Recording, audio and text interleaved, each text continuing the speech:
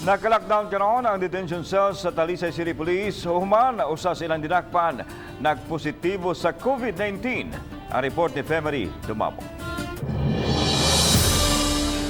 Mas daghan nga police line ang gibutang ug adunay nakapaskin sa pultahan nga keep away. Ug nagpahibalo nga lockdown ang custodial facility sa Talisay City Police kay adunay nagpositibo sa COVID-19. Nahimutang kini sa compound sa Talisay City Hall. Mato ni Police Lieutenant Colonel Gerard A. Spilare, hepe sa Talisay City Police Station, nga usa sa ilang dinakpan nga ilan na untang ibalhin sa silingang lungsod kay adto ang jurisdiksyon, ang pinirisong gipaubo sa swab test ug nagpositibo. Hinungdan ang ilang mga madakpan ang gipahimutang lang una nila sa linain nga temporaryong prisuhan.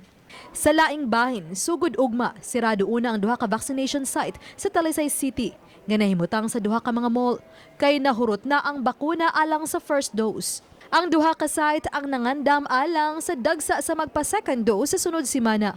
I've been in contact with the regional vaccination center. As a matter of fact, niingon ko nila yesterday na basic mahurot na mong vaccine today. Text na po ko today na mahurot gina mong vaccine today. Nabatay ikahatag para maka first dose mi usab. They said na wala pa vaccines na nabot.